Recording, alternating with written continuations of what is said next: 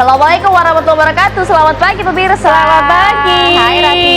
Pagi ya, sehat ya? Alhamdulillah harus sehat hari ini ya. Meskipun kalau di tempat kita mengabarkan saat ini kan agak-agak mendung nih Tih ya. Agak mendung, betul. Itu dia. Karena kemarin itu juga sudah simak bersama prediksi dari BMKG bahwa sejumlah daerah ya, terutama di Jakarta, Pulau Jawa ya hingga Sumatera ini 15 hingga 18 hujan lebat. Desember ini ya. Betul. Dan juga kita akan update nanti bagaimana kondisi di wilayah bencana. Tapi tahan dulu ya, kita hadirkan dulu informasi yang lain pemirsa. Ini ada kawanan pelaku pencurian sepeda motor yang kerap beraksi di minimarket di wilayah Jawa Timur. Para pelaku pun ditangkap petugas Satreskrim Polsek Gubeng, Surabaya.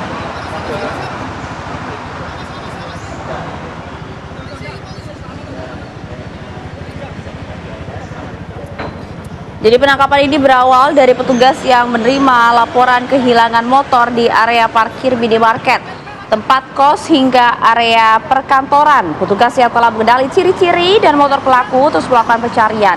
Akhirnya kawanan pencuri berhasil diamankan setelah mencoba beraksi. Selanjutnya mereka dibawa ke Polsek Gubeng untuk diperiksa lebih lanjut. Dan dari hasil pemeriksaan, kedua pelaku bekerja sebagai petani asal Bangkalan.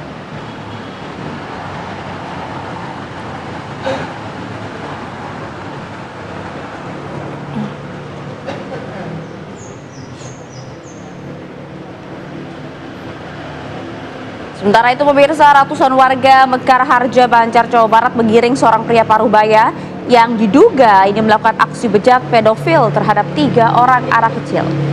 Ini masa membawa terduga pelaku dari rumahnya ke kantor desa setempat untuk dimintai keterangan oleh orang tua korban.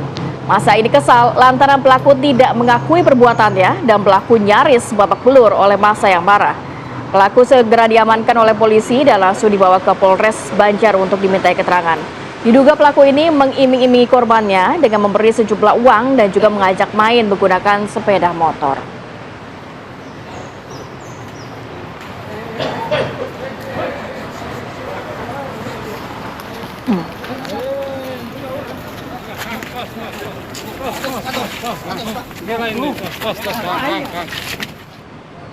Kita ke informasi selanjutnya pemirsa, ini pura-pura melakukan penambahan saldo dana. Seorang pria ini nekat melakukan aksi pencurian di wilayah di toko kelontong di Jalan Poros, Kabupaten Goa, Sulawesi Selatan, dan aksinya terekam kamera CCTV.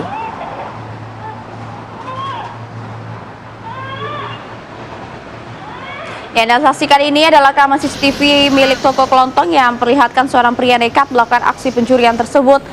Pelaku terlihat seorang diri masuk ke toko kelontong menggunakan jaket hoodie dan topi hitam. Pelaku awalnya berpura-pura sebagai pembeli dan berinteraksi seperti pelanggan biasa. Namun saat korban lega, pelaku tiba-tiba berusaha merampas handphone milik korban. Gagal membawa kabur handphone, pelaku kemudian mengambil sejumlah uang dari dalam laci toko, termasuk pisau.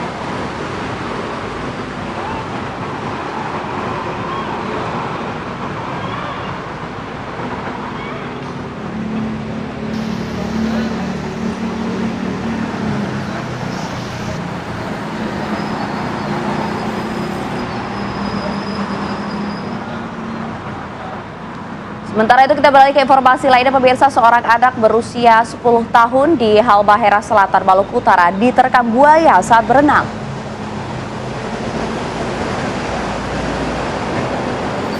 Jadi upaya pencarian terhadap korban di Sungai Inggoi, Desa Amasing, Kabupaten Halmahera Selatan terus dilakukan oleh tim SAR gabungan dan proses pencarian dilakukan menggunakan perahu karet dan juga longboat milik masyarakat.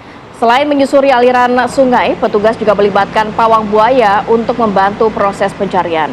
Menurut keluarga, korban diterkam buaya saat berenang pada Selasa sore kemarin. Secara tiba-tiba, seekor buaya muncul dan menerkam korban hingga diseret ke dalam air. Petugas mengimbau warga untuk tetap waspada mengingat potensi munculnya buaya lain di sekitar lokasi kejadian.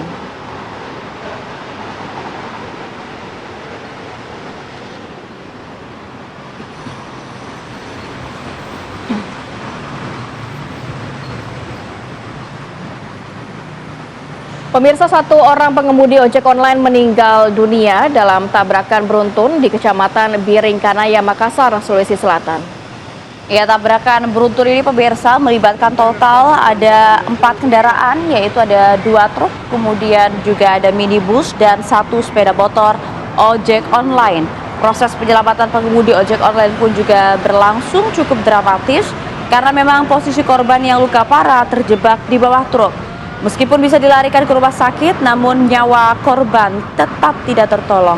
Hingga kini kronologi kecelakaan tersebut memang belum jelas, di mana tabrakan terjadi ketika keempat kendaraan tersebut melaju ke arah yang sama, yaitu dari wilayah Maros menuju ke Makassar.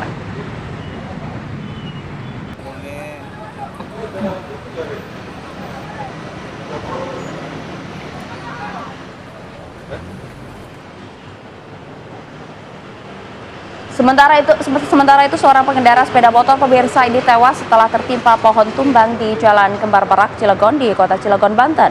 Pohon besar ini ambruk diduga karena akarnya telah keropos sehingga tak kuat menahan terpaan angin.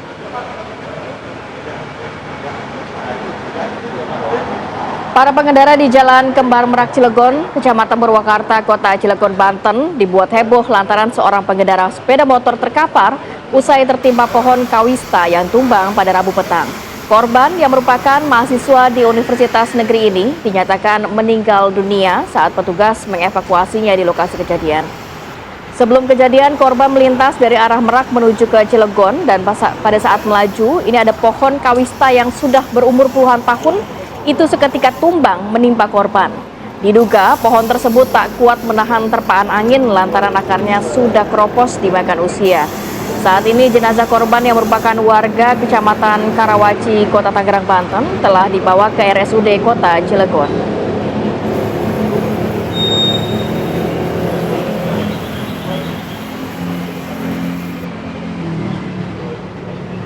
Ya, baik, sejumlah informasi sudah kita hadirkan untuk membuka rangkaian pagi hari ini. Kita juga akan ajak Anda untuk memantau bagaimana kondisi lalu lintas terkini di Kalibata, Jakarta Selatan.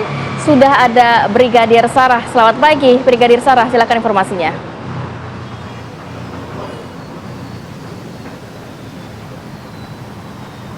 Baik, terima kasih Rati dan juga Maria, serta selamat pagi pemirsa, di mana situasi arus lalu lintas di jam berangkat aktivitas perkantoran dari kawasan Kalibata saat ini sudah dalam keadaan ramai, baik untuk kendaraan dari arah Kalibata yang akan mengarah ke Pasar Minggu ataupun juga Pancoran.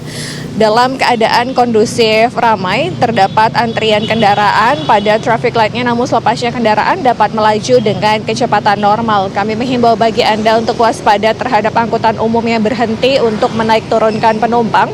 Berkendaralah dengan tertib dan tidak melawan arus, serta gunakan helm untuk keamanan keselamatan diri Anda ataupun pengguna jalan lainnya. Dan situasi arus lalu lintas dari arah Pancoran yang akan menuju ke arah Pasar Minggu ataupun Depok pada pagi hari ini juga sudah mengalami peningkatan volume kendaraan. Antrian kendaraan terjadi pada traffic light dan pemirsa berhati-hatilah saat melintasi kawasan ini dikarenakan banyaknya aktivitas masyarakat dan juga angkutan umum yang berhenti untuk menaik turunkan penumpang. Dan kami menghimbau bagi Anda untuk selalu berhenti di belakang garis stop saat Anda berada pada traffic light, patuhi marka jalan sebagai salah satu wujud dalam tertib berlalu lintas. Dan situasi arus lalu lintas dari arah Pasar Minggu ataupun juga Depok yang akan mengarah ke Pancoran dan dari arah Kalibata juga akan menuju ke Pancoran juga sudah dalam keadaan ramai. Kendaraan yang melintas pada pagi hari ini didominasi oleh kendaraan roda 2 dan juga roda 4 pribadi. Waspada terhadap perubahan cuaca apabila terjadi hujan.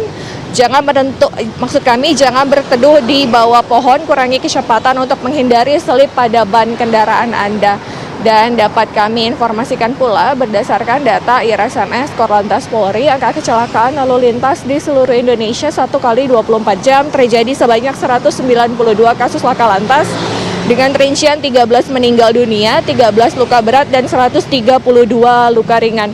Dari 192 kasus kecelakaan tersebut, 76% didominasi oleh kendaraan roda 2. Untuk itu kami menghimbau bagi Anda yang akan berkendara, patuhi marka jalan, tetap pada jalur lalu lintas yang benar, jaga batas aman kecepatan kendaraan Anda ataupun jaga jarak aman kendaraan Anda dengan kendaraan lainnya untuk keamanan sesama pengguna jalan.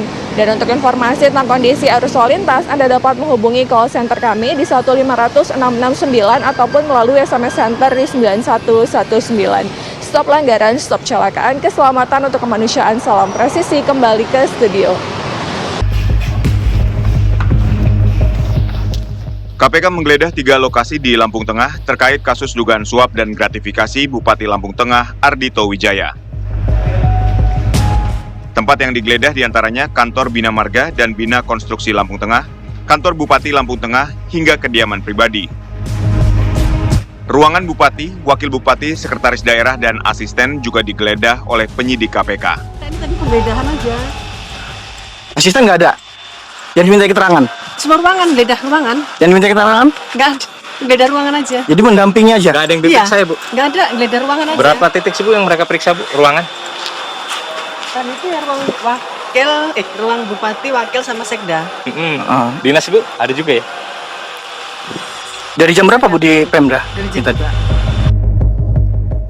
Usai melakukan penggeledahan, para penyidik KPK keluar dengan membawa 3 buah koper yang diduga berisi sejumlah dokumen. Dari Lampung Tengah, Lampung, Pujiansyah, TV One, mengabarkan.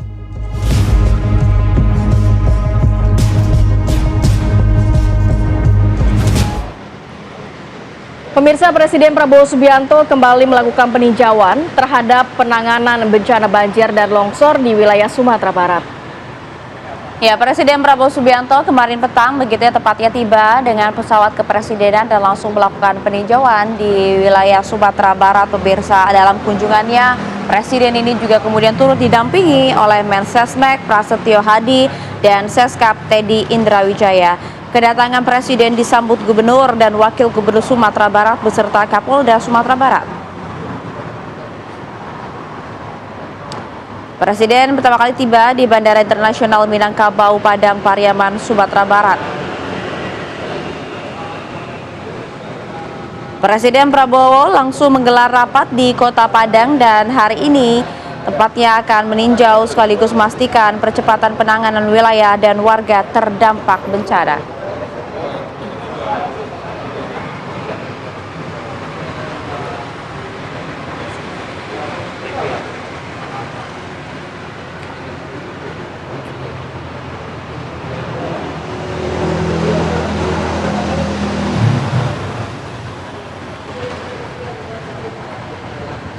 Sementara itu, pemirsa, Wakil Presiden Gibran Rakabuming Raka ini turut menyapa dan juga berbincang dengan korban bencana banjir bandang di Kabupaten Gayo Lues di Aceh. Gibran juga kemudian meninjau kerusakan infrastruktur akibat banjir bandang serta memastikan bagaimana kemudian terpenuhinya kebutuhan pokok warga. Wakil Presiden Gibran Rakabuming Raka ini melihat langsung bagaimana jembatan Aih Bobo yang menghubungkan Kecamatan Blangke Jereng dan juga ke Kecamatan Dabung Gelang yang mengalami rusak berat akibat diterjang banjir bandang. Gibran menyapa dan juga berbincang dengan korban terdampak banjir. Gibran mendengarkan langsung keluhan serta kondisi yang mereka alami pasca bencana. Salah seorang korban menceritakan kondisi dirinya dan juga keluarganya kepada Wapres. Dalam kunjungannya, Wapres meninjau kerusakan infrastruktur akibat banjir bandang serta memastikan terpenuhinya kebutuhan pokok warga terdampak. Setelah meninjau lokasi terdampak, Wakil Presiden menyempatkan bertemu warga yang telah menunggu kehadirannya. Dengan antusias, warga menyambut dan juga memanfaatkan momen tersebut untuk bersuah foto dengan Wakil Presiden.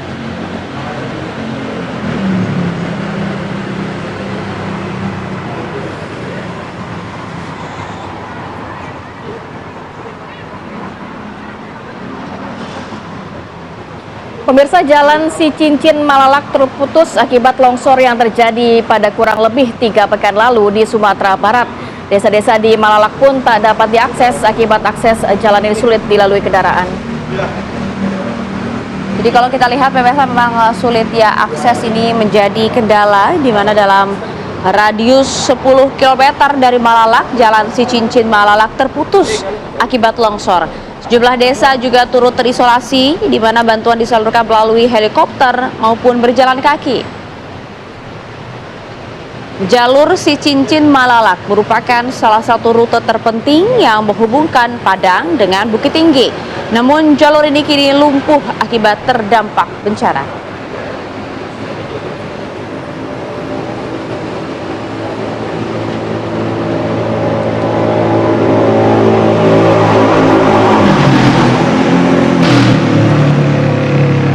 Ya, Sementara itu di lokasi-lokasi vital pemirsa, tepatnya di rumah sakit yang berada di lokasi daerah terdampak bencana ini telah kemudian dibersihkan dari material lumpur dan kembali dapat melayani masyarakat. Dari akun Instagram Kementerian Kesehatan, RSUD Tanjung Pura di Langkat, Sumatera Utara yang sempat tergenang banjir di akhir November lalu ini telah dibersihkan. Manajemen rumah sakit bersama otoritas terkait dari Dinkes Kabupaten Langkat dan juga beberapa pihak ini bergotong royong membersihkan RSUD Tanjung Pura dan juga beberapa ruangan vital yang berhasil dibersihkan. Kini RSUD ini telah kembali melayani masyarakat dan RSUD Muyang Kute di Kabupaten Bener Meriah pun telah dibersihkan dan kembali dapat aktif melayani masyarakat. Karena memang kalau fasilitas kesehatan khususnya di tempat yang terdampak bencana ini sangat-sangat dibutuhkan ya. Betul. Sesegera mungkin harus bisa bersih dan juga beroperasi kembali. Ya makanya itu kan bertonton ya obat-obatan dan juga alat kesehatan kan kemudian langsung diturunkan ke lokasi bencana untuk dapat mempercepat proses fasilitas kesehatan bagi warga terdampak.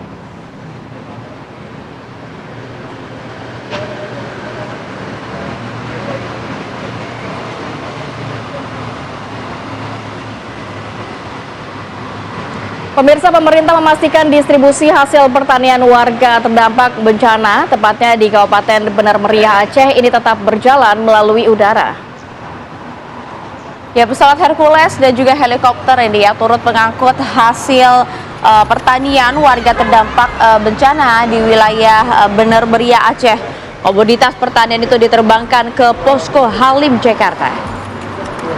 Sejak 8 Desember, pesawat Hercules dan armada udara TNI digunakan secara rutin untuk mengangkut hasil bumi warga ke Jakarta bersama dengan pengiriman bantuan ke daerah terdampak bencana.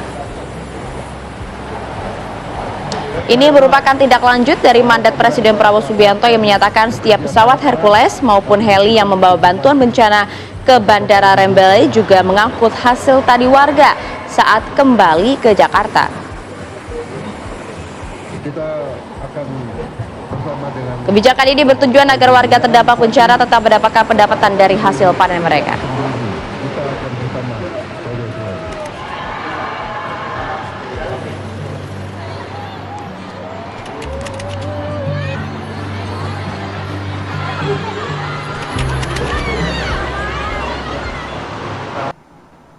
Anda kembali di Apa Kabar Indonesia Pagi, pemirsa. Ribuan guru yang tergabung dalam Persatuan Guru Republik Indonesia melakukan aksi unjuk rasa di depan kantor Pengadilan Tinggi Sulawesi Tenggara sebagai bentuk solidaritas terhadap seorang guru yang divonis 5 tahun oleh pengadilan atas dakwaan kasus pelecehan terhadap siswinya.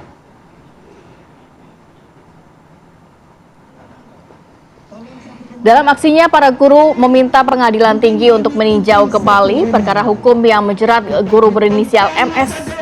Pihak pengadilan tinggi yang menerima massa mengaku akan mempelajari terlebih dahulu pengajuan banding yang mereka terima dan akan segera disidangkan. Setelah diterima massa, kemudian massa ini membubarkan diri dan terus mencari keadilan hingga guru MS bebas dari hukuman. Hidup PGRI, solidaritas, persidangan dengan baik. Kalau tidak, kami akan turun dengan kekuatan hukum. Kita ke informasi selanjutnya, pemirsa. Sesosok mayat laki-laki ditemukan tertimbun sampah di tepi pantai Desa Pondok Nongko, Kabupaten Banyuwangi, Jawa Timur. Dan mayat ini diperkirakan berusia 30-an dan ditemukan masih dengan menggunakan jaket. Inilah video amatir saat warga pemirsa menemukan tubuh pria berkumis yang diperkirakan berusia 30 tahun bertimbun di bawah sampah. Belum diketahui penyebab tewasnya pria tersebut, di mana polisi dari Polsek Kabak dan tim identifikasi dari Polresta Banyuwangi mendatangi lokasi langsung melakukan olah TKP. Dan kini kasus telah ditangani oleh Satpol Airut Polresta Banyuwangi.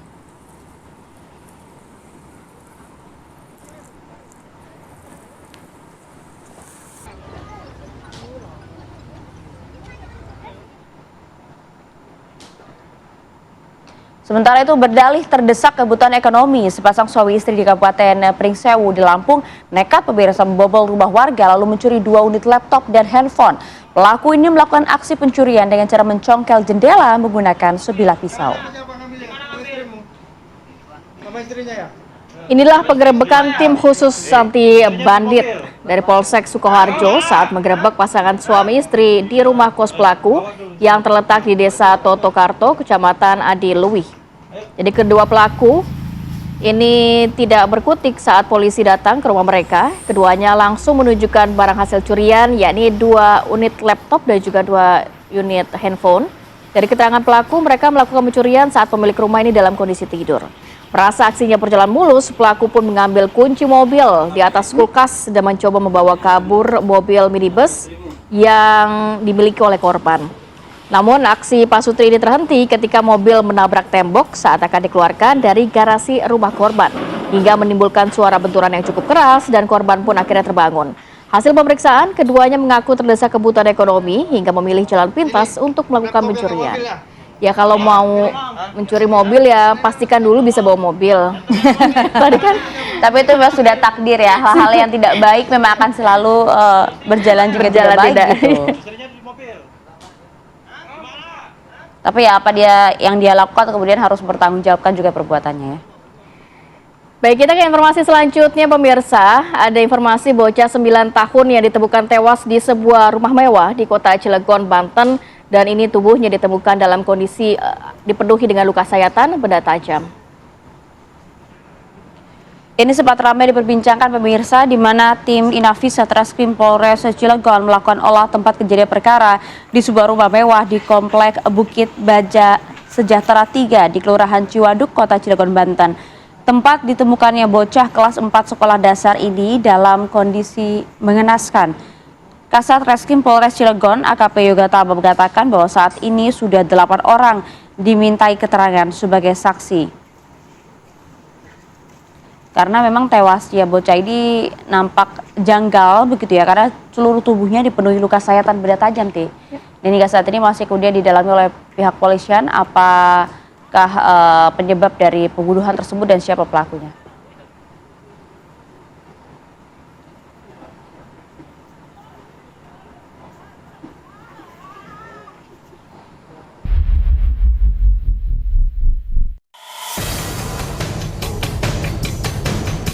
Ada yang menarik dari pernyataan Presiden Prabowo Subianto dalam pengarahan kepala daerah se-Papua Selasa lalu.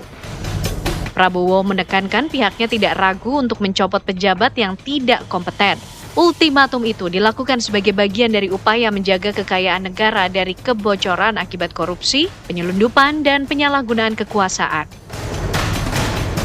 Bahkan, Prabowo tidak akan memandang bulu dari partai mana pejabat itu berasal. Pejabat menurut Prabowo harus menjalankan amanat rakyat. Jika tidak setia, Prabowo mempersilahkan untuk berhenti dari jabatannya. Langkah ini krusial agar potensi ekonomi Indonesia tidak lagi terhambat. Apakah pernyataan Presiden ini bisa menjadi pecut bagi para pejabat atau sekedar kosmetik politik dalam hal penegakan hukum? Tim TV One mengabarkan. Korupsi, penyelewengan, penyalahgunaan kekuasaan,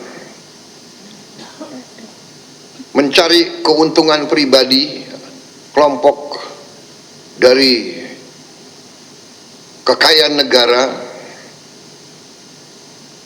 membiarkan kekayaan negara dicuri, diselundupkan, ini di ujungnya adalah akan memperberat kehidupan rakyat kita semua. Karena itu pemerintah pusat bekerja keras. Kita terus melakukan upaya-upaya menegakkan hukum, mengusut segala penyelewengan, dan kita tidak akan ragu-ragu mencopot, memecat pejabat-pejabat yang tidak mampu tanpa memandang bulu, tanpa melihat partai mana, asal-usul, suku mana, agama mana, ras mana. Siapa yang tidak bisa setia menjalankan tugas rakyat, kita persilahkan untuk berhenti dari jabatan-jabatan pengabdian kepada negara dan rakyat. Ya, jelas ini ultimatum yang diberikan oleh Presiden Prabowo Subianto nantinya bisa memecat, mencopot lagi pejabat yang tidak kompeten begitu ya dalam hal mengurusi rakyat dan juga kekayaan alam di Indonesia. Apakah kemudian akan ada reshuffle? Tapi kan kita akan lihat dulu sebenarnya seberapa tegas dan juga seberapa penting ketegasan dari Presiden Prabowo ini. Sudah hadir bersama kami sejumlah narasumber, sudah ada staf khusus Kepala Staf Kepresidenan, ada Mas Timothy Ivan Triyono. Selamat pagi Mas. Selamat pagi. Terima kasih sudah hadir. Waalaikumsalam warahmatullahi wabarakatuh. Dan juga sudah hadir pula ada Mbak Deni Nurhayati, Direktur Komunikasi Deep Intelligence Research. Selamat pagi. Selamat pagi Mbak. Dan juga seperti biasa hadir bersama kami ada analis politik UIN Jakarta, Mas Adi Praetno. Selamat pagi Mas. Sehat ya Mas. Selamat pagi. Assalamualaikum warahmatullahi wabarakatuh. Waalaikumsalam warahmatullahi wabarakatuh. Seperti sapaan tegas dari Mas Adi gitu ya. Kita ingin tahu sebenarnya Mas Timothy, ketegasan dari Presiden Prabowo ini seberapa penting untuk mengakhiri pembiaran yang mungkin selama ini terjadi. Itu kan kata Pak Prabowo sendiri. Silakan santai. Ya, pertama kan peringatan Pak Presiden Prabowo itu sudah berulang kali disampaikan.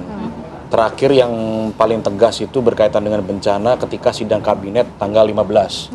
Bahwa Pak Presiden memperingatkan kepada pejabat jangan sampai ada wisata bencana. Datang ke lokasi bencana hanya foto-foto atau gimmick-gimmick tapi tidak berdampak gitu. Nah, lalu itu dipertegas kembali ketika rapat dengan kepala daerah se-Papua dan juga BP 3 OKP ya. Di situ Pak Presiden dengan tegas mengatakan bahwa saya akan mencopot, saya akan memecat bagi pejabat yang tidak mampu, tanpa pandang bulu, tanpa pandang partai manapun, tanpa pandang suku, agama dan sebagainya. Nah, kalau saya lebih ingin melihat pada tataran konteksnya ya. Konteks rapat itu kan ditujukan kepada kepala daerah yang daerahnya itu kaya sumber daya alam. Papua ya. Diberlakukan otsus, lalu juga transfer ke daerah, dana desanya juga besar.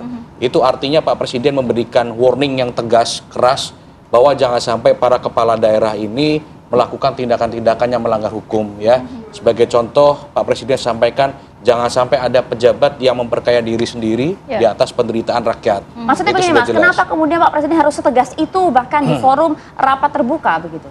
Ya, tentu ini kan bagian dari evaluasi Pak Presiden ya. Pak Presiden merasakan mungkin selama ini ada pejabat-pejabat yang kurang memiliki empati terhadap apa yang dirasakan oleh masyarakat ya.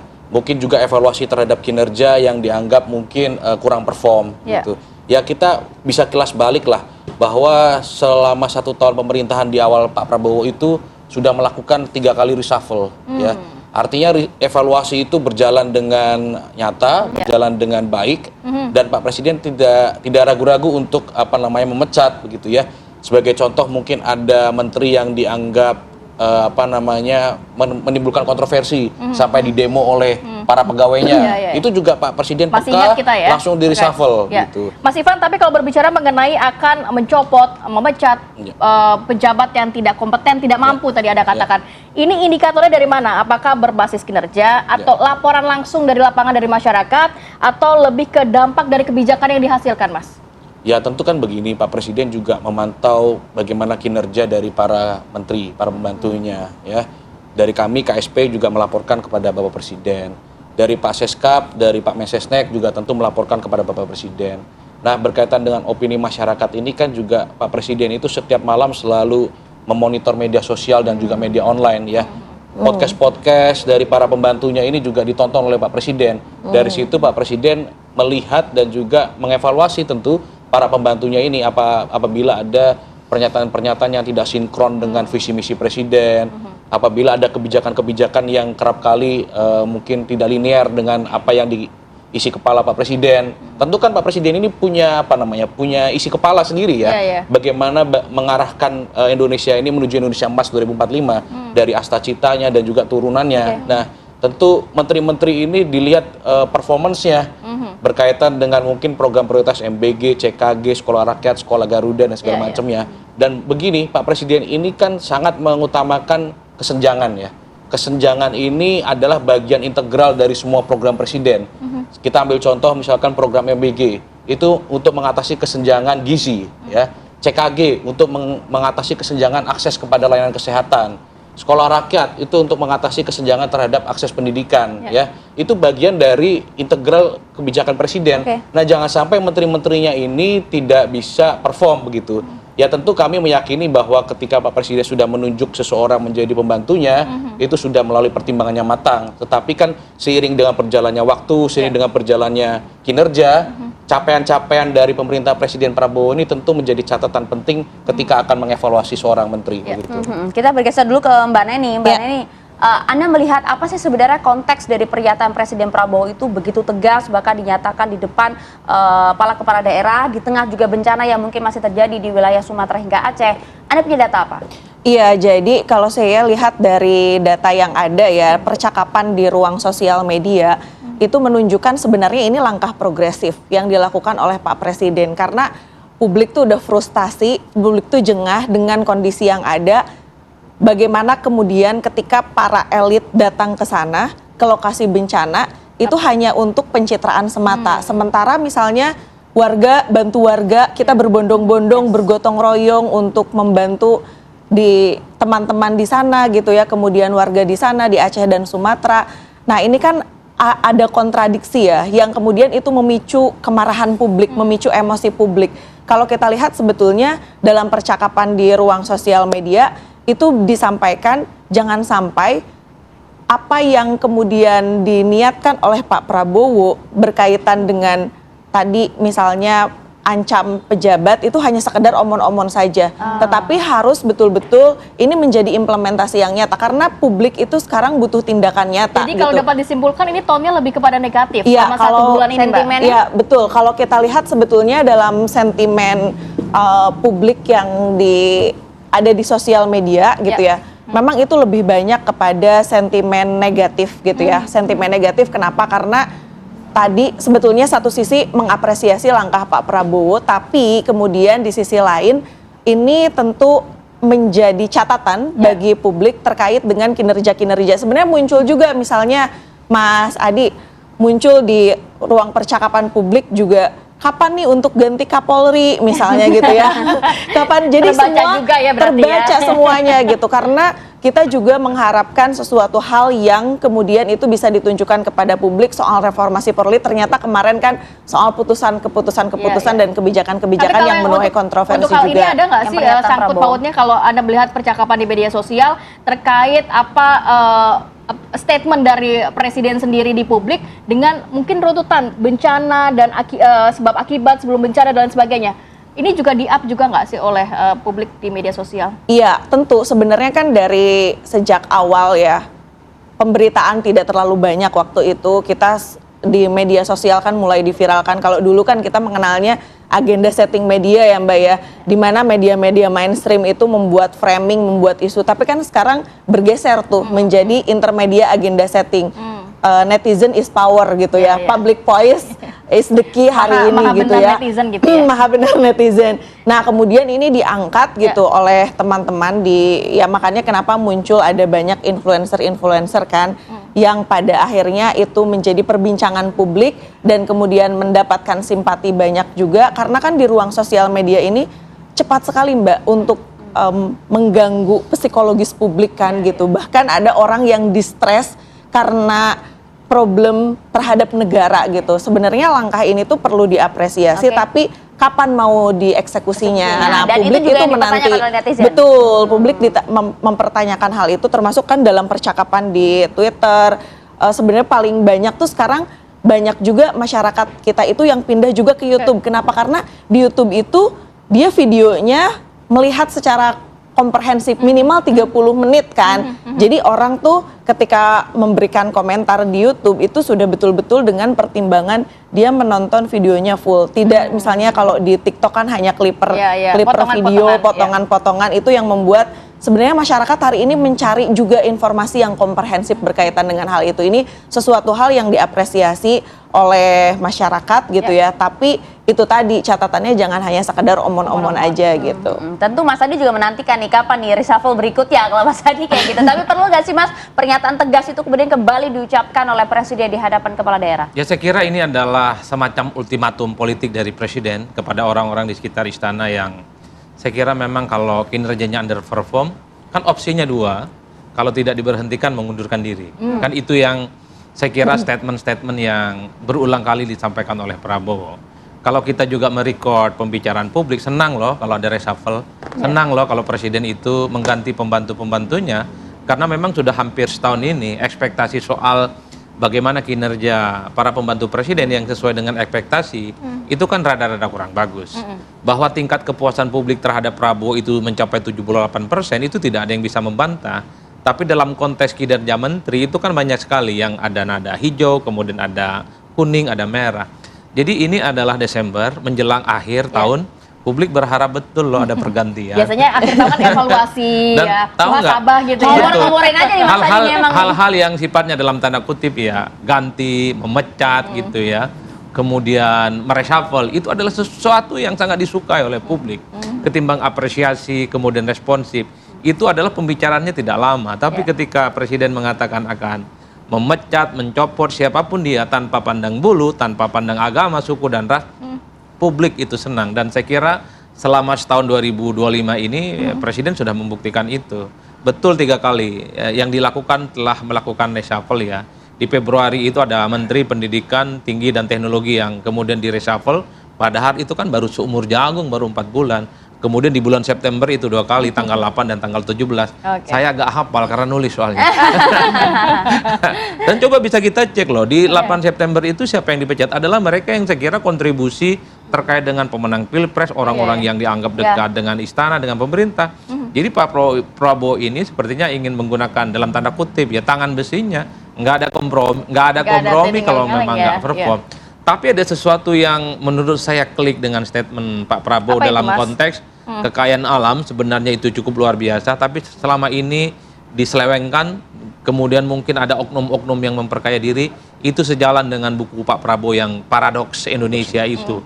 Kita ini kaya luar biasa, tapi pengelolaan sumber daya alam yang dilakukan oleh tangan-tangan yang tidak bertanggung jawab, entah itu elit pusat, provinsi, kabupaten, dan kota. Kata Pak Prabowo, kalau ini terus dilakukan, saya kira publik akan mendukung itu secara signifikan. Karena kalau itu juga menjadi perbincangan juga di publik, betul. hal itu kan. Kan persepsi publik terkait dengan penegakan hukum di Indonesia luar biasa loh, 76%. Karena begitu banyak persoalan-persoalan korupsi yang selama ini tidak terjangkau, pusat, provinsi, daerah, dan di tempat-tempat tertentu yang selama ini tidak bisa diungkap loh. Kepolisian, kejaksaan, mereka saya kira sudah Pada itu harapan publik besar ya terhadap hal ini. Bagi saya ini adalah ultimatum politik dari presiden yang tidak main-main. Nah, syukur kalau akhir-akhir Desember ini ada reshuffle. Mas Ivan, kira-kira ini memang ada yang disasar nggak sih oleh Pak Presiden? Karena kan tidak pandang bulu dari partai manapun, nih kayaknya udah ada kode keras ke salah satu pihak atau beberapa pihak, Bang. Nah, siapakah mereka? Dijawab sesaat lagi ya, Mas. Kami jeda dulu. Saya jeda akan kembali untuk Anda. Saya juga dapat laporan dari penegak hukum, dari TNI sendiri melaporkan ada pejabat-pejabat, ada petugas-petugas TNI yang terlibat. Dapat laporan juga petugas-petugas Polri terlibat. Dan beberapa instansi, ini benar-benar saya berharap Panglima TNI dan Kapolri benar-benar menindak aparat-aparatnya yang melindungi kegiatan penyelundupan ini.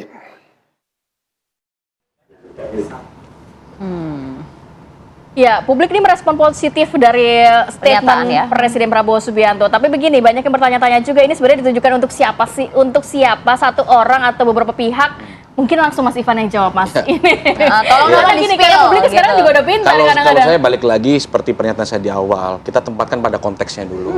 Ini kan konteks acaranya adalah Presiden menggelar rapat bersama kepala daerah se-Papua. Menggelar rapat bersama Badan Pengarah Percepatan Pembangunan Otonomi Khusus Papua.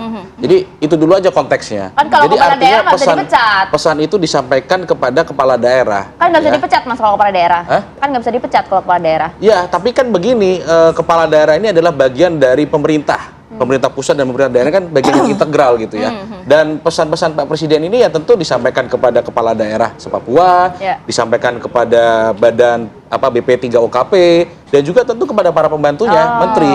Kalau dibilang spesifik sih tidak ya, menunjuk pada siapa. Pernyataan ini atau tadi disebut oleh Mas Adi itu adalah ultimatum, tentu ultimatum ini berlaku kepada semua pembantunya. Gitu. Jadi bagi Bapak Ibu yang merasa sebagai pembantu presiden ya harap dicermati baik-baik. Termasuk saya. Saya kan bagian dari pembantu presiden. Bisa diresapel. Ya kita juga harus mencermati. Tapi publik nggak cuma pengen omon-omon kalau kata Mbak Neni ya tadi. kalau dibilang omon-omon tadi sudah saya sampaikan dan sudah Mas Adi sampaikan. Mungkin setelah reformasi kecuali Gus Dur ya, presiden yang dalam setahun melakukan reshuffle 3 kali itu mungkin hanya Pak Prabowo gitu. Jadi Pak Presiden sudah dengan tegas mengatakan itu ya. Pada saat rapat terbatas di Aceh menangani bencana juga Presiden tegas ya, jangan sampai ada pejabat yang memperkaya diri sendiri di atas penderitaan rakyat. Itu sudah sangat jelas tuh. Pernyataan-pernyataan ini apakah kemudian disampaikan oleh Presiden karena sudah melihat nih ada para pembantunya di jajaran kabinet mungkin yang memang tidak sevisi dan semisi, tidak segeraknya, nggak seirama gitu dengan Presiden? Ya, Pak Presiden kita ini kan peka dan sensitif sekali ya. Dan saya harus akui, kita harus bersyukur punya presiden seperti Pak Prabowo yang memang dari awal itu pergaulan beliau sudah sangat luas. Sehingga beliau ini paham mungkin ya nakal-nakalnya pejabat, tingkah lakunya pejabat ini mau ngarah ke kanan, mau ngarah ke kiri itu beliau udah tahu lah. Istilah kata nih presiden ini sudah 3-4 langkah di depan selain dari pembantunya. Jadi saya kira Pak Presiden kita ini sudah sangat aware, sudah sangat tahu gerak-gerik para pembantunya ini mau kemana. Termasuk gitu. juga baca komentar-komentar netizen gitu, keluhan masyarakat terhadap para pembantunya. Baca nggak tuh? Baca lah. Kalau kita kan selalu melihat bahwa Pak Presiden menyampaikan bahwa waktu kampanye juga ya, menyampaikan bahwa saya itu nonton podcast, saya itu nonton tayangan televisi, saya itu nonton berita, saya baca berita gitu. Jadi sudah tegas itu Pak Presiden. Bahkan setahu saya Pak Presiden itu setiap malam mengalokasikan waktu 1-2 jam untuk buka iPad-nya ya. Pak Presiden itu punya iPad yang dia itu selalu nonton podcast, selalu nonton kalau menterinya lagi tampil di TV, itu selalu ditonton oleh beliau gitu. Dan beliau update kok dengan perbincangan di medsos gitu. Kadang kan kata-kata gemo yang dikeluarkan oleh Pak Presiden kan waktu kampanye dulu kan juga bagian dari omongan di netizen ya, di media sosial gitu. Jadi artinya Pak Prabowo sangat relevan dengan medsos. Oke, saya mau ke Mbak Neni dulu. Tadi Pak Prabowo juga memantau kok bagaimana pergerakan perbincangan di media sosial sendiri ya. Tapi kalau di media sosial ya terkait kan dikatakan ultimatum terhadap pejabat yang tidak kompeten gitu. Ada nggak sih pejabat 1-2 muncul nama-nama yang disodorkan netizen yang nampaknya harus gitu? Iya betul.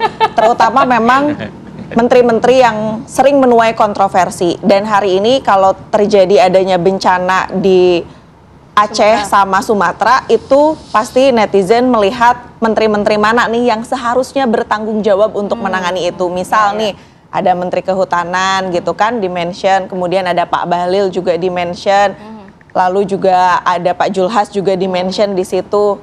Saya nggak tahu ya nanti apakah itu masuk dalam reshuffle atau enggak, nanti ditanya Pak Ivan. Karena gini, publik itu berharap pemimpin itu mau mendengar. Karena mendengar itu adalah kemampuan komunikasi terbaik. Jadi netizen bilang bahwa ketika ada reshuffle maka harus dengarkan juga suara rakyat, suara publik. Karena kan hari ini kalau kita melihat dalam banyak teori ilmu komunikasi, who is the public sekarang itu adalah termasuk jaringan sosial media. Bahkan sosial media sendiri sudah komentar di akun yang bersangkutan. Betul, di akun yang bersangkutan, di akun resmi official sekretaris kabinet juga begitu ya.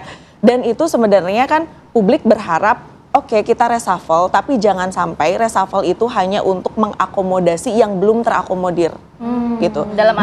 Dalam arti sebenarnya dilakukan reshuffle tapi menterinya yang diganti sebenarnya nggak kompeten juga, nggak profesional, nggak punya kapasitas dan kapabilitas. Jadi it's nothing gitu.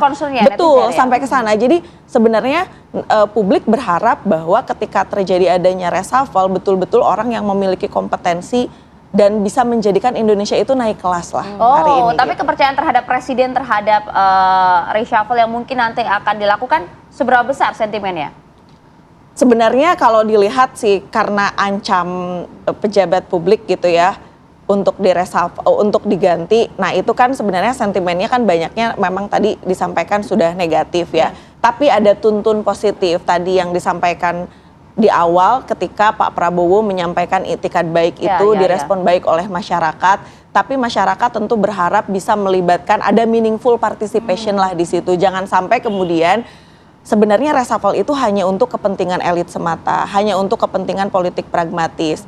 Tapi tanpa melibatkan kepentingan rakyat dan kepentingan publik. Jadi suara publik itu betul-betul kita berharap kalau tadi Pak Ivan bilang sebenarnya dialokasikan sering nonton podcast, kemudian juga nonton menteri-menterinya di TV, ya mohonlah untuk didengarkan. Mas Adi, penasaran juga ya ternyata kalau melihat kan Presiden juga senang menyentil gitu ya para pembantunya, baik menteri-menteri dan juga pejabat. Tapi kalau Anda melihat kan ini sebenarnya kalau Presiden sendiri akan benar-benar mengambil langkah tegas nggak sih? Kan karena masyarakat juga pengennya nggak cuma omon-omon Mas Adi, pengennya benar-benar tadi dikatakan, kalaupun reshuffle benar-benar orang yang kompeten begitu loh Mas. Iya. Kalau dalam teori komunikasi politik ada satu istilah yang disebut dengan one to many. Apa tuh? Jadi pernyataan Presiden itu berlaku untuk semua, berlaku untuk menteri dan kepala-kepala daerah se-Papua yang saat itu dikumpulkan. Karena Pak Prabowo kan juga menyinggung terkait dengan otsus, jangan dipakai untuk jalan-jalan ke luar negeri dan seterusnya. Tentu Pak Prabowo kan hanya tahu, pastinya sudah di backup oleh data-data siapa, oleh kawan kita KSP disebut tadi pejabat-pejabat yang aneh-aneh dan nakal mungkin. Bagi saya ini adalah semacam early warning sebenarnya, bahwa di sekitaran pemerintah, di istana, para pembantunya jangan main-main. Nah yang tentu ini kan common sense sebenarnya bagi publik secara umum ya. Soal siapa yang harus diganti, soal performa Nama-nama kinerja. tadi itu disebutkan tuh, benar nggak Mas? Betul, betul dalam arti bahwa kontroversi itu tentu belakangan ini adalah sebagai salah satu instrumen dan variabel alat ukur sebenarnya untuk menilai kinerja pejabat publik. Tapi kan ada satu istilah yang disebut dengan dilema of reshuffle ya. Kalau nama-nama yang tadi disebut oleh Mbak itu kan adalah elit-elit yang saya kira elit-elit partai yang agak rumit untuk dalam konteks untuk menjaga stabilitas politik. Tapi karena kan katanya kan tak pandang bulu loh. Kan banyak rankingnya, reshuffle itu karena kinerja, karena noise, karena dianggap kontroversi. Yang terakhir adalah persoalan evaluasi dari internal. Tapi kan ada satu yang saya kira ini haram hukumnya di reshuffle. Apa itu? Kalau sudah menyangkut ketua umum partai. Ya kan ini kan soal stabilitas partai. Jadi ini bukan tidak pandang bulu dari partai manapun dong sebenarnya. Nah, per hari ini kita melihat terutama pada presiden-presiden sebelumnya, nyaris tidak ada ketua umum partai yang jadi menteri, apapun itu judul menterinya itu kena reshuffle, belum, kecuali ada persoalan kasus kalau Anda korupsi. Nah, per hari ini publik berharap kalau kita bicara tentang rekaman, pembicaraan, record, pembicaraan netizen, ya tutup mata udah selesai. Apapun dikau, kalau kinerjanya tahu mau ketua umum partai, sekjen partai, mau satu partai dengan presiden, kalau betul tidak sesuai dengan ekspektasi, mestinya ganti udah kayak gitu aja kan. Kalau itu sesuai dengan selera publik. Tapi kan sekali lagi selera publik itu bainas sama wal lubang sumur. Jadi antara langit dan lubang sumur dengan suara elit. Jauh banget. Apa yang menjadi noise di level publik belum tentu noise di level elit. Nah, itu intinya. Iya memang. Noise-nya sampai nggak? Jangan sampai ini kan karena nggak cuma Mas Adi aja, netizen juga begitu. Jangan-jangan nggak pandang bulu antar partainya. Ya dilihat dulu levelnya nih, kalau elit partai ya tunggu dulu gitu. Ya pertama begini, kan kita juga harus menghargai atau mengapresiasi apa yang sudah dilakukan oleh Pak Presiden ya. Sebagai contoh misalkan Bupati yang ada di Aceh meninggalkan tugas, disersi kalau bahasanya Pak Presiden, malah umroh begitu. Itu kan juga dari kader dari partainya Pak Presiden sendiri juga. Dan itu sudah ditindak dengan tegas juga oleh Pak Presiden, dipecat atau diberhentikan gitu. Jadi artinya langkah Pak Presiden pun terhadap internal Partai Gerindra sendiri pun sudah sangat tegas begitu ya. Dan saya kira yang disampaikan oleh Mas Adi ini adalah bagian dari opini publik juga ya. Cerminan survei ini terhadap penilaian kinerja menteri kan juga menjadi bahan masukan kita, menjadi bahan pertimbangan kita. Tapi sah-sah saja dong pernyataan itu? Sah-sah saja. Sekarang kan sudah begitu banyak lembaga survei yang merilis penilaiannya, memberikan ranking siapa yang terbaik, 10 besar ya, 10 terbawah dan segala macam. Itu kan tentu menjadi bahan pertimbangan dan masukan. Dan kalau persoalan ketua umum partai, saya rasa bagi Pak Presiden ya, yang notabene juga ketua umum Partai Gerindra, ya bahkan juga ketua Dewan Pembina, Pak Presiden punya concern betul terhadap elit-elit ini. Tapi dan saya bilang tadi Pak Presiden ini juga pergaulannya di elit luas gitu loh. Katanya. Bagaimana? Jadi takutnya secara histori memang belum ada ketua umum partai yang di-reshuffle oleh Prabowo Subianto karena takutnya ada gonjang-ganjing politik nantinya. Ya, saya kira begini, kalau yang lampau memang belum ada sejarahnya begitu. Akan ada berarti nanti ke depan. Kalau saya bilang bukan berarti tidak mungkin. Bagi saya begini, Pak Presiden itu orang yang sangat fair, ya. Kalau memang ada menteri dari manapun itu dianggap kurang perform, underperform, tentu akan menjadi evaluasi. Ini kita bisa identifikasi loh Mas, siapa nama-nama elit partainya loh. Persoalan reshuffle atau tidak itu kan balik lagi Allah walam. Itu kan kehendaknya presiden, prerogatif presiden. Tidak ada yang tahu gitu. Bahkan hari pelantikan saat pelantikan menteri pun hanya Pak Presiden dan Allah yang tahu gitu. Jadi apapun itu kita kembalikan kepada penilaian presiden. Kita percayakan bahwa presiden itu selalu memantau kinerja dan mengevaluasi kinerja dan terbukti ya bahwa 3 kali reshuffle ini kan kita lihat gitu. Misalkan ada menteri yang pada sebuah peristiwa sensitif tidak muncul di publik, tidak bisa mengontrol atau mengendalikan situasi lebih kondusif begitu kan. Itu kan juga akhirnya diberhentikan oleh presiden. Dan pada saat diberhentikan itu juga Pak Presiden tidak langsung menunjuk penggantinya kan. Artinya Pak Presiden mementingkan opini atau pendapat rakyat. Sudah kita berhentikan dulu, baru nanti kita sambil jalan kita evaluasi dan akhirnya kan baru ditunjuk menteri penggantinya kan begitu kira-kira. Jadi buat saya Pak Presiden itu selalu mengedepankan warga, masyarakatnya. Termasuk dalam penanganan bencana kan perintah Presiden juga selalu utamakan keselamatan warga. Apapun itu semua untuk kepentingan rakyat, begitu. Jadi saya kira Pak Presiden dalam berbagai bukunya yang tadi disebut oleh Mas Adi Pray juga sudah sangat tegas bagaimana visi misi Presiden dalam menjalankan pemerintahan ini. Jadi ya atau tidak akan ada reshuffle dalam waktu dekat? Allah alam bisawab. Mbak Neni, mungkin apa yang perlu dicermati juga dari media sosial, apakah memang ini pergerakannya organik dalam arti tidak ada beberapa pihak yang memang mungkin kayak kita tahu ya beberapa tahun belakangan ini banyak sekali nih buzzer yang dengan kebijakan tone-nya kok positif terus ini organik atau gimana biasanya? Betul. Nanti mungkin kita setelah ini saya perlihatkan kepada Pak Ivan ya. Jadi memang Mas Adi, jadi dalam tools big data ini memang kita bisa mengidentifikasi apakah percakapan ini dia dikendalikan oleh human, dia dikendalikan oleh integrasi human dan robot atau dia dikendalikan oleh robot. Nah, hari ini kalau kita lihat integrasi antara human dan robot, kemudian robot dan humannya masih tinggi lah. Humannya masih tinggi, tapi tentu ada catatan-catatan, ada banyak akun-akun fake gitu kan. Terus ada di situ digerakkan oleh robot dan ada integrasi human dan robot.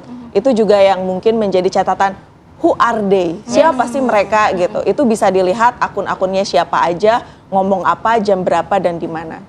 Gitu. Dan itu saya kira menjadi catatan penting juga ya, karena sebenarnya kami ini kan selalu campaign ya untuk membangun ekosistem digital yang sehat. Dan ekosistem digital yang sehat itu menurut saya harus dimulai dari keteladanan pemimpin. Dari pemerintahan gitu ya, baik itu di DPR atau pemerintah gitu. Karena dari situ kan termasuk juga kementerian-kementerian gitu. Jangan sampai menggunakan gitu ya pemborosan anggaran untuk membayar tadi buzzer lah atau influencer lah dan lain sebagainya. Itu tentu yang tidak kita harapkan karena yang nanti akan muncul itu menjadi tidak organik percakapan di ruang publik. Nah, kan yang dinantikan publik saat ini kan karena yang organik itu ya menantikan bahwa ini nggak cuma omong-omong begitu ya, Presiden tidak hanya ancaman semata tapi betul-betul dilakukan. Siapakah sosok-sosok yang kemudian akan diperbaiki? Akhir tahun kata Mas Adi ini kira-kira siapa nih gitu ya? Kita doa akhir tahun. Doa akhir tahun. Kita nantikan hingga awal tahun nanti apakah ini benar-benar terjadi. Terima kasih Mas Adi, Mas Ivan, matur suwun. Terima kasih. Terima kasih. Terima kasih. Baik, kita harus jeda dulu sinak ya. Nanti kita hadirkan informasi. Ini ada sebuah video yang juga beredar di media sosial di mana memperlihatkan kondisi salah satu makam pahlawan di TPU Ploso, Kabupaten Kudus yang telah dicor beton. Sesaat lagi tetap bersama kami. Ya pemirsa, ada kembali di Apa Kabar Indonesia Pagi di segmen viral. Kami hadirkan informasi viral seputar yang kemudian sempat terjadi di media sosial nih, ya. Ada kan juga informasi pencurian soal sepeda motor. Betul. Yang terjadi di sebuah klinik tempat praktik bidan yang berlokasi di Desa Sukataris nih, tempatnya di Kecamatan Karangtengah di Kabupaten Cianjur. Kita lihat dulu videonya ya. Ya, hati-hati untuk Anda yang menggunakan sepeda motor. Ternyata masih ada pencurian sepeda motor. Kalau pemirsa lihat ini adalah pelaku seorang laki-laki yang terlihat masuk ke area klinik dengan cara membobol gerbang utama. Jadi saat beraksi pemirsa, ini pelaku mengenakan jaket warna hitam, celana panjang, serta helm nih biar nggak teridentifikasi mungkin ya. Tapi kok santai banget ya masuk, keluarin motornya juga pelan-pelan, kayak nggak merasa bersalah gitu. Setelah berhasil masuk ke dalam area klinik, ini akhirnya pelaku ini mencoba menyalakan satu unit sepeda motor yang terparkir dan langsung membawa kaburnya tanpa sepengetahuan dari pemilik. Atas kejadian ini, masyarakat diimbau untuk selalu waspada dengan maraknya kasus pencurian sepeda motor dan saat ini kasusnya sedang ditangani oleh pihak kepolisian. Jadi tindakan kriminal itu terjadi juga karena ada kesempatan. Tapi juga nggak dibenarkan ya. Untung ada CCTV, tapi semoga ini bisa kemudian dilacak ya, walaupun mungkin identitasnya juga susah untuk diketahui. Tapi lagi-lagi perhatian dan juga pelajaran untuk kita semua. Nah, ini juga pelajaran juga untuk kita semua pemirsa, kecelakaan lalu lintas yang tragis terjadi di Jalan Raya Sukaraja, Kabupaten Banyumas, Jawa Tengah. Ini kalau kita lihat pemirsa dalam rekaman CCTV ini sempat terlihat ya ada sebuah truk tangki melaju dari arah timur menuju ke barat. Namun di waktu bersamaan ada sebuah sepeda motor melintas tepat di samping truk hingga akhirnya terjadi kecelakaan yang melibatkan 2 siswi SMA. Kami harus kaburkan gambarnya karena tidak nyaman untuk disaksikan, di mana kecelakaan tersebut diketahui melibatkan korban bernama Latifah, siswi kelas 11 SMA Negeri 1 Sokaraja. Korban ini kemudian meninggal dunia akibat luka parah setelah tertabrak truk tangki. Sementara itu pengendara sepeda motor yang membonceng korban dilaporkan hanya mengalami luka ringan. Jadi lagi-lagi ini kemudian harus jadi kewaspadaan kita semua, harus jaga jarak aman. Betul, karena kan kalau kemudian ada kendaraan besar seperti truk tangki misalnya, itu kan ada blind spotnya kan cukup banyak kan. Nah, jadi memang jaga jarak aman terutama saat berada di titik-titik buta itu ya. Semoga keluarga diberikan ketabahan dan juga kekuatan ya. Amin.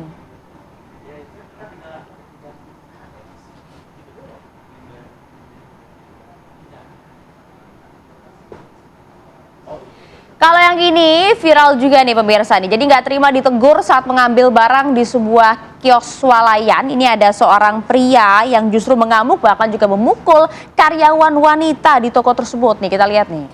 Udah salah masih nggak terima lagi ya. Ini kalau Anda saksikan ini adalah CCTV di sebuah kios swalayan pemirsa.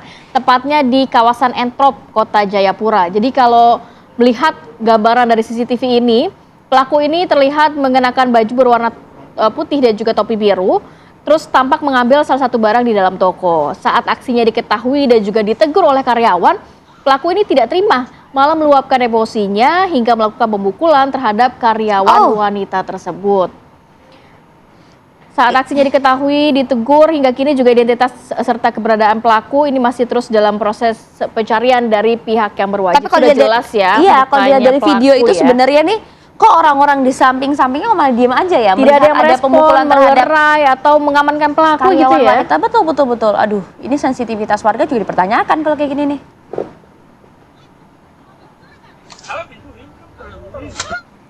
Ya, kita bergeser ke informasi viral lainnya pemirsa. Jadi ada sebuah video yang juga viral di media sosial. Ini juga menjadi perbincangan dari netizen karena video ini ternyata memperlihatkan kondisi salah satu makam pahlawan di TPU Ploso, Kabupaten Kudus yang telah dicor beton. Kok bisa-bisanya? Nah, ini dia, karena seorang warga ini sempat menyampaikan keprihatinnya terhadap terhadap makam seorang pejuang yang dicor beton dan diduga memang sebenarnya kerap terinjak-injak. Nah, warga menilai tindakan ini sebenarnya nggak layak ya, terlebih makam pahlawan ini kan punya nilai sejarah tentunya dan juga bahkan jasa besar bagi bangsa ini gitu loh. Kenapa pengecoran dilakukan untuk pembangunan jalan menuju ke sebuah makam yang diklaim sebagai salah satu makam tokoh agama terkemuka di daerah tersebut. Jadi ini mendapat kecaman begitu ya dari warga sekitar Kudus dan juga netizen. Semoga ada solusi ya, apakah mungkin nanti cornya dihancurkan atau seperti apa?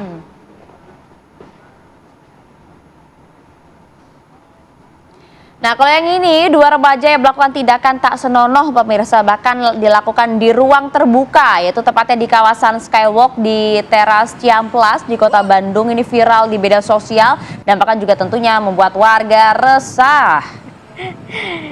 Ini saya sempat melihat video yang tidak disensor nih di media sosial. Oh Agak my mengagetkan ya ternyata saat aksi dua remaja yang berperilaku tidak pantas di area wisata yang seharusnya menjadi ruang publik. Jadi aksi itu kemudian dihentikan setelah keduanya ini mendapatkan teguran, teriakan bahkan dari warga sekitar. Jadi usai ditegur, ini dua remajanya langsung kabur. Dan peristiwa ini kembali menyoroti kondisi teras Ciamplas yang dinilai minim akan pengawasan dan juga kerap disalahgunakan. Bisa-bisanya siang hari di lokasi terbuka di pusat perbelanjaan. Iya benar. Aduh. Semoga ini ada pengawasan CCTV ya mungkin ya ditaruh ya oleh pihak pengelola mall mungkin ya. Ay. Dan warganet akhirnya pun mendesak pihak terkait agar segera mengambil langkah tegas sehingga kejadian ini nggak bakal terulang lagi. Iya, jangan sampai, dan lagi-lagi ini tidak untuk dicontoh ya, tidak untuk membuat inspirasi, tidak gitu. Jangan Tapi dong. sebenarnya nih, kalau yang mungkin jadi viral nih, Apa ya tuh? Rati ya, kalau ini kan aksi tindakan asusila dilakukan oleh dua remaja, dua siswi gitu ya. Ini ada juga nih yang Apa tuh? dapat dicontoh. Di berita berikutnya, ini adalah aksi yang juga tindakan serupa lah ya, tapi kali ini dilakukan oleh Sesama guru jenis. SMA gitu loh. Ini dilakukan oleh seorang guru SMA di Kota Padang dan kemudian diamankan warga setelah diduga melakukan perbuatan asusila sesama jenis di dalam toilet. Ya ini juga mengagetkan, tidak hanya mungkin warga yang ngegepin saat itu, kita yang melihat juga kaget loh kok dua-duanya Laki-laki, laki-laki ya kan. Jadi rekaman CCTV memperlihatkan ini bahwa ada seorang mungkin pria parubaya ya, sudah agak tua mungkin ya kalau kita bisa gambarkan. Ini mengenakan seragam, kemudian keluar dari sebuah toilet masjid bahkan Itu pemirsa dia. ini. Jadi ini keduanya di tempat ini ibadah bukan main-main ya. Betul. Terus kemudian tidak lama saat dari warga sekitar ini juga akhirnya meminta pria lainnya keluar dalam kondisi tidak mengenakan pakaian. Dan tahu nggak, jadi sebenarnya dari keterangan polisi nih ya, terduga ini berinisial S, usianya 58 tahun. Ini merupakan ASN begitu ya. Bahkan juga salah satunya teman prianya ini merupakan seorang pemuda berusia 18 tahun.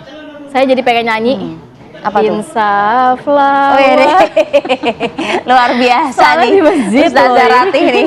Mantap nih. Boleh dilanjutin apa nggak usah? Nyanyian Nggak usah. saya nggak usah ya. Cukup sampai situ aja nyanyinya.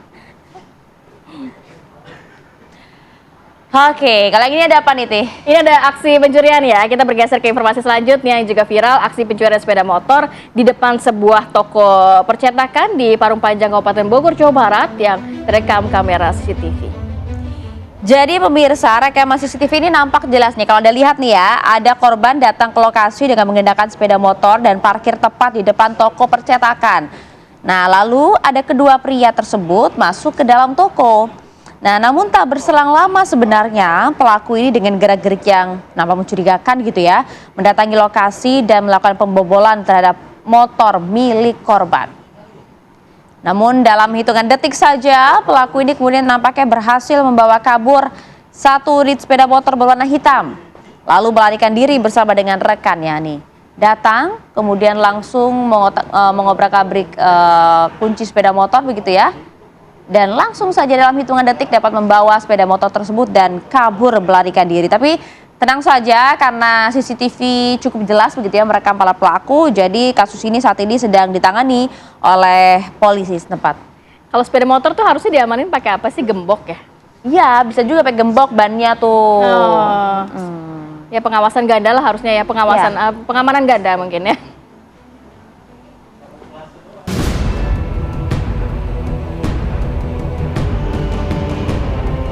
Hingga hari ke-20 bencana banjir bandang dan tanah longsor yang menerjang 14 kecamatan di Kabupaten Aceh Tengah, kondisi warga semakin memprihatinkan. Karena hingga saat ini, kabupaten tersebut masih terisolir yang diakibatkan seluruh akses jalan dan jembatan putus belum bisa diperbaiki. Akibatnya, hingga saat ini, pemerintah dan juga berbagai pihak tidak bisa memasok kebutuhan pangan untuk warga di Kabupaten Aceh Tengah.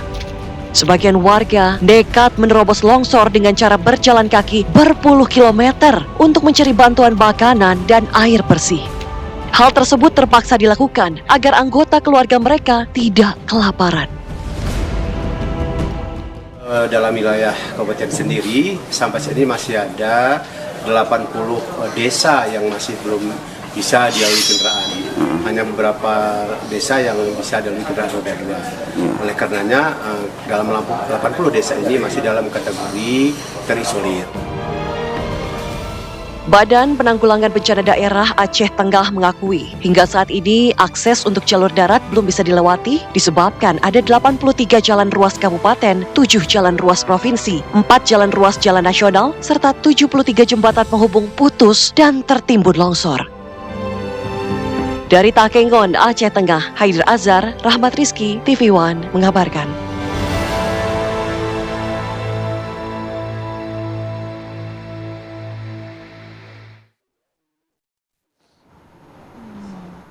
Ya pemirsa, Batu Buswak, Kota Padang adalah wilayah lain yang terparah dihantam banjir bandang dan juga tanah longsor di Sumatera Barat. Kalau kita lihat pemirsa, jembatan bahkan hingga rumah warga ini dihantam gelondongan kayu, bahkan juga ditambah dengan bongkahan kayu yang besar. Terbawa arus deras banjir dan longsor 10 hari silam. Sebuah jembatan gantung bersejarah yang merupakan peninggalan zaman kolonial pun hancur. Padahal jembatan berumur lebih dari 100 tahun itu jadi penghubung satu-satunya antara Kampung Kapalokoto dan Limau Mani dengan Kampung Batu Buswak, Lambung Bukik. Namun seiring dengan air yang mulai surut, kita bisa lihat bahwa Kampung Batu Buswak mulai bisa diakses.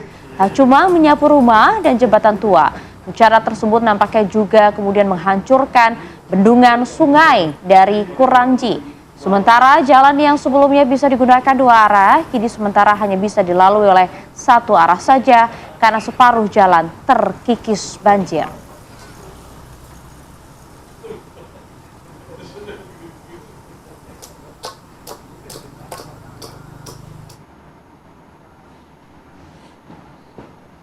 Sementara itu pemirsa, jalan Cicincing Malala terputus akibat longsor yang terjadi pada kurang lebih 3 pekan terakhir. Dalam radius 10 km dari Malala, jalan Cicincin Malala terputus akibat longsor. Sejumlah desa pun terisolasi, bantuan yang disalurkan melalui helikopter atau berjalan kaki. Jalur Cicincin Malala merupakan salah satu rute penting yang menghubungkan Padang dengan Bukit Tinggi. Namun jalur ini kini lumpuh akibat terdampak bencana.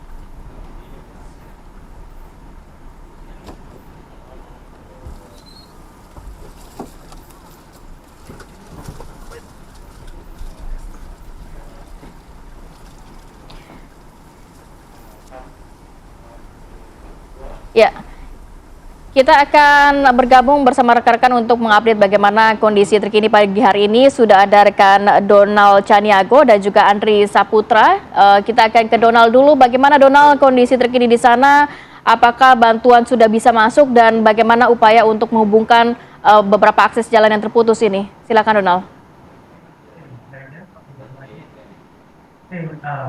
Rati dan ayah pemirsa di Kabupaten Agam sendiri perlahan-lahan mulai menunjukkan geliat yang cukup ke arah yang lebih baik, di mana sejumlah daerah yang dulunya awalnya masih terisolir saat ini sudah bisa diakses oleh kendaraan meskipun dengan kendaraan roda 2. Kami melakukan sejumlah peliputan ke daerah-daerah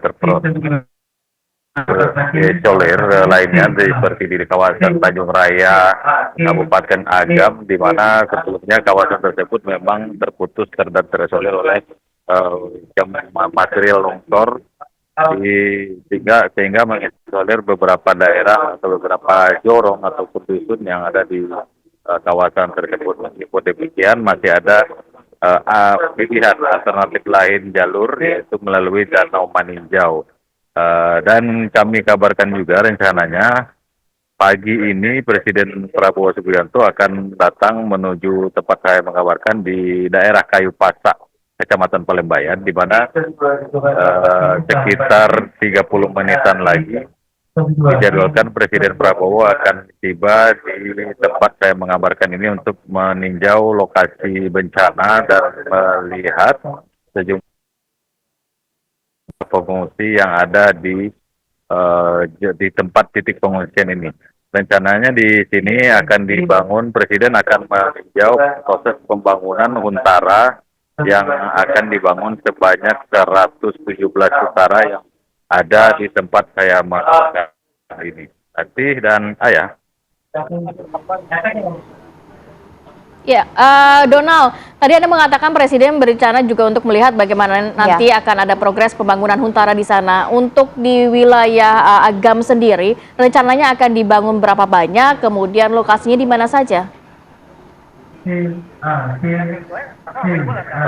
Kami mendapat data bahwa ada sekitar 532 kepala keluarga yang akan menempati Huntara di 16 titik yang berada di 6 kecamatan yang terdampak banjir bandang dan tanah longsor di Kabupaten Agam 2 pekan yang lalu. Nah, rencananya Huntara ini akan dihuni warga korban paling lama ditargetkan awal Januari 2 pekan dari sekarang. Saat ini di depan saya masih dilakukan proses pemasangan sejumlah rangka-rangka bangunan di mana sejumlah petugas sedang memaksimalkan membangun sampel dari bangunan dari Huntara yang akan dihuni satu rumah yang merupakan untuk satu kepala keluarga. Rati Arya. Ya, bagaimana kemudian agenda kunjungan Presiden hari ini? Presiden akan mengunjungi titik-titik mana saja, Donald? Rencananya Presiden akan pertama kali kemarin sudah tiba di Sumatera Barat, yaitu di Padang. Presiden menginap di Padang, kemudian rencananya pagi ini akan take off dari Lanut Sultan Syahrir Padang menuju ke tempat saya mengabarkan ini di Jorong Kayu Pasa, Kecamatan Palembayan Agam ini, kemudian meninjau sejumlah progres pembangunan Huntara untuk korban bencana, kemudian selanjutnya akan berdialog dengan sejumlah pengungsi, lalu selanjutnya Presiden akan melanjutkan perjalanan ke titik berikutnya yaitu di kawasan Padang Pariaman serta di daerah Lembah Anai, Kabupaten Tanah Datar. Ayah. Ya. Tapi di tempat Anda melaporkan saat ini, sebenarnya kondisi para pengungsi, terutama mungkin di daerah-daerah yang masih sulit dijangkau, terisolir, seperti apa kondisinya saat ini?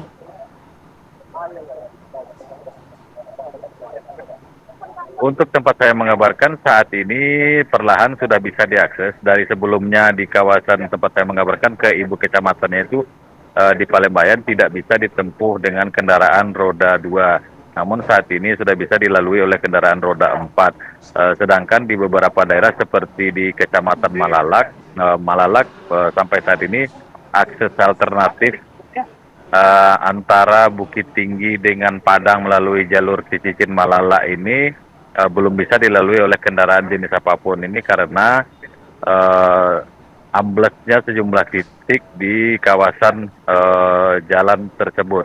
Dan di daerah Malala ini juga ini merupakan melalui Balingka maksud kami akses warga Malala terdekat menuju ke kota Bukit Tinggi, di mana saat ini warga yang hendak melakukan menuju ke kota Bukit Tinggi atau selanjutnya harus melewati kawasan Lembah Anai yang saat ini tengah dilakukan uji coba pembukaan jalur pasca banjir bandang untuk di jam-jam tertentu. Ratia ya. Baik. Ya, terima kasih Donald Caniago atas laporannya langsung dari Agam, Sumatera Barat, dan juga kita masih menantikan ketibaan dari Presiden Prabowo Subianto di sana. Kita juga akan pantau bagaimana kondisi di Padang Pariaman nanti bersama rekan kami Andri Syaputra. Kita harus jeda dulu sejenak, saat lagi tetap bersama kami.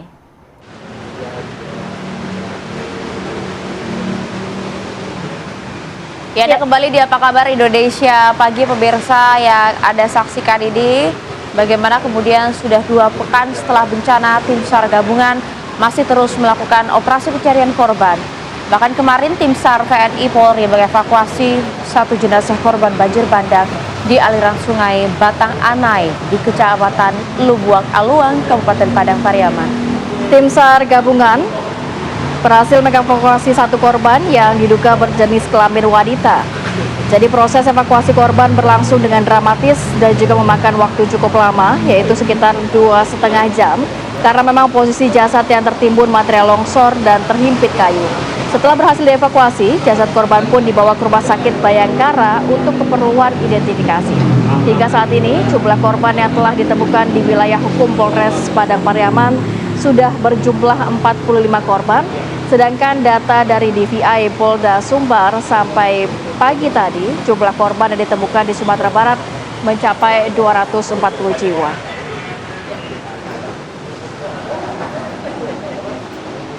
Baik, kita juga akan langsung mengajak Anda untuk memantau bagaimana kondisi terkini pada pagi hari ini. Kita akan bergabung dengan Andri Syaputra langsung dari Padang Pariaman. Selamat pagi Andri, bagaimana informasi terbaru langsung dari sana, silakan.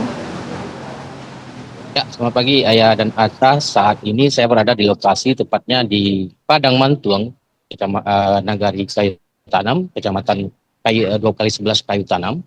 Bahwasanya jam 10 nanti Presiden Prabowo Subianto akan mendarat memakai helikopter itu dari Kecamatan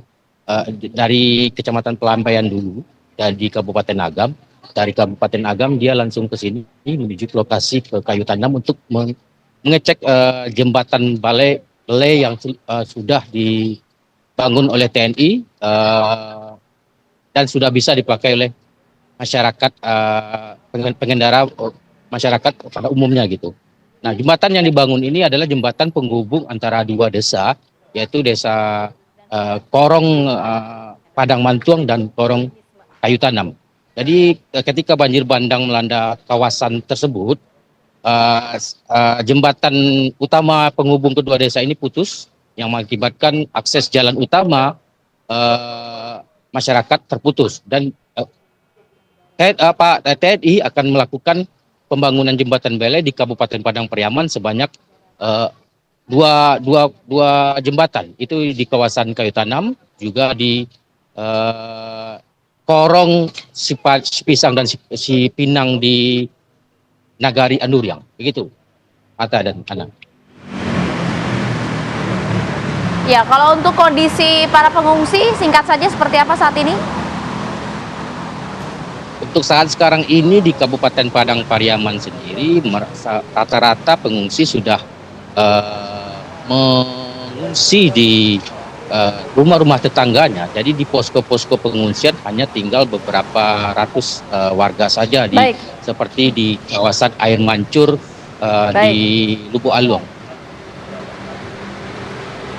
Ya, baik. Terima kasih Andri Syaputra melaporkan langsung dari Kayu Tanam, Sumatera Barat. Terima kasih rekan-rekan. Baik, kita juga akan ajak Anda untuk melihat saat Presiden Prabowo Subianto ini mengunjungi wilayah Sumatera dengan menggunakan helikopter. Ya, karena Presiden Prabowo juga kemudian kembali lagi untuk meninjau bagaimana penanganan proses bencana di wilayah Sumatera hingga Aceh. Tapi kali ini Presiden berada di wilayah Sumatera Barat, di mana Presiden juga sempat memantau melalui helikopter begitu ya, usai tiba di wilayah Sumatera, tepatnya di wilayah Padang, kemudian menuju ke wilayah Palembayan untuk memantau kondisi terakhir pasca bencana banjir bandang dan juga longsor yang terjadi. Ya, dan Prabowo Subianto, Presiden Republik Indonesia, akan mendarat di Palembayan dan memantau langsung beberapa titik, termasuk titik pengungsian, dan juga menindaklanjuti proses penanganan bencana yang akan dilakukan.